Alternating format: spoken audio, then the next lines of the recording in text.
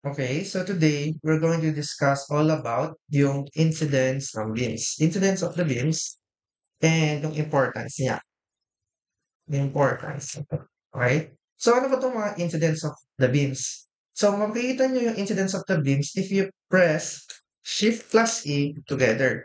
So dito, meron tayong four-story building. So if I would press yung Shift and E together, you would see green and blue colors dito sa model natin. Okay? So kuha tayo ng isang floor dito sa model natin. So you can see here, meron tayong green and blue part, okay? So one important thing to note is that, wait, ang kulay green part mo ng beam, let's say, let's take this beam, okay? So let's say this is beam number 1, okay? So ang green part mo sa beam ay yan ang start of your beam. And ang blue part mo is yung end ng beam. Okay? So, one important thing to consider when designing is this incidence. Okay? So, there will be instances na baliktad yung incidence mo at crucial yun sa design. So, why is that? So, for example, itong beam number 2 natin, itong beam na to, yung beam mo pala dito sa left side, you have 100 kilonewton meter of moment. Dito naman sa blue side, meron kang 200.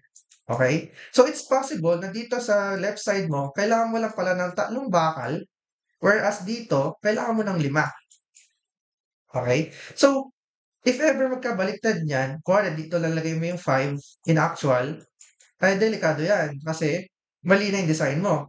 Kaya it's very important to understand saan ba dapat yung incidence mo.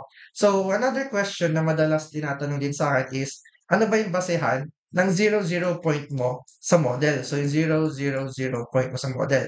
So, dito papasok yung ating global axis. So, makita nyo dito, so sa bottom left side, makita nyo yung global axis. So, kunin natin siya. Oh, okay? So, dito, makita niyo yung global axis. Parang nag-start siya at a certain point dito.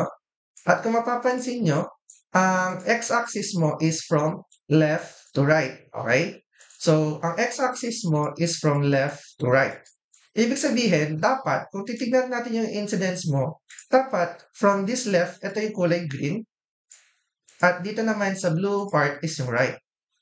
So, ito yung magiging basehan mo yung global axis. So, dapat talaga, kung sino yung sa 0 point mo, siya yung left, para consistent ka all throughout doon sa model mo. So, kung mapansin nyo dito, sa fourth floor, sa fourth floor story building, makikita nyo, tingnan nyo, green, blue, green, blue, green, blue. So, I know, all throughout my building, this is my left part of the beam, this is the right part, left, right, okay? Kasi, sabi ko kanina, it's possible to have na itong beam mo dito, 100 kilonewton per kilonewton meter, 200, ito 200, ito 100. So it's very critical and important to know yung incidence mo. So, ginagawa ko and based experience ko, ang basehin ko talaga is itong global axis. So, kung mapapansin nyo din, so kung mapapansin nyo naman sa z-axis, pag ganito siya, so, ito yung left mo, ito yung right, ito yung point zero mo. Okay? Ito yung z-axis. So, ganyan dapat yung instance mo. Pagdating naman sa x-axis, dito dapat si left, dito si right, dito si x-axis. Pagdating naman sa y, pataas. So, ibig sabihin, pag gagawa ka ng model, pataas, ganyan mo siya kukunin. So, ito yung green part, dito naman yung red part. Ay, blue part, sorry.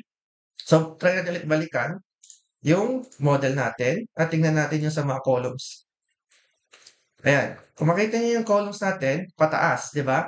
So, yung green part dito is ito, sa bottom, so pataas. So, always remember to check itong global axis. So, kung gagawa tayo ng another model, so gawa tayo ng simple to illustrate. Or let's say, uh,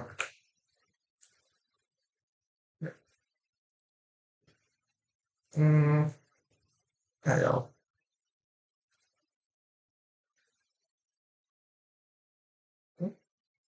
Okay, sorry. So, let's say, ayan.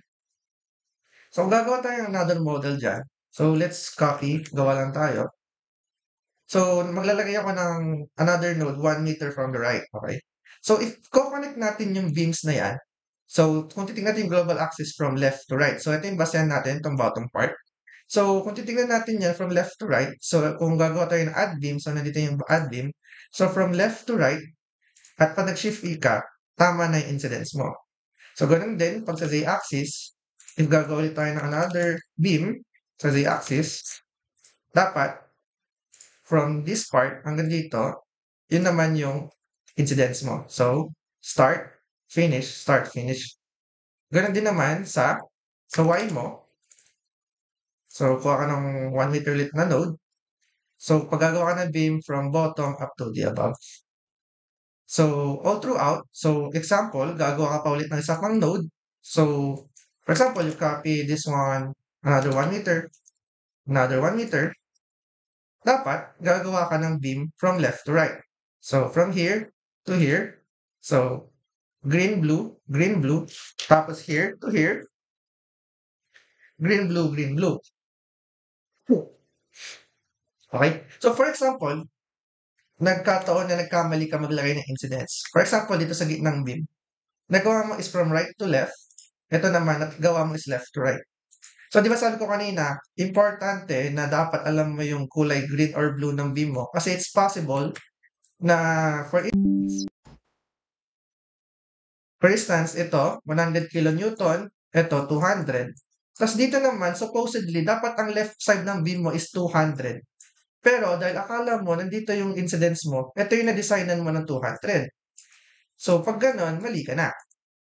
Okay? Kasi mali yung incidence mo. Pag in-extract mo yung mga forces ng beam na to, ang left side mo pala ay nasa right side. So, mali yun. So, always try to check. So, how do we check that? So, Shift E lang. So, kung napansin nyo na mali dito, you can actually change. Di mo na kailangan i-delete yung beam para palitan siya. All you have to do is to select the beam. Then, punta tayo sa tools. So, dito sa tools, makikita nyo yung redefine incidence. So, if you click the redefine incidence, okay, so save lang yan. Ay, nag-auto-save. So, pag check mo yung redefine incidence, may ka makita dito, switch incidence of selected beams. So, if you click yes, ayun, makita nyo, nagpalit na yung beam. So, naging tama na siya. From blue na dito, tama na ating incidence ng beam.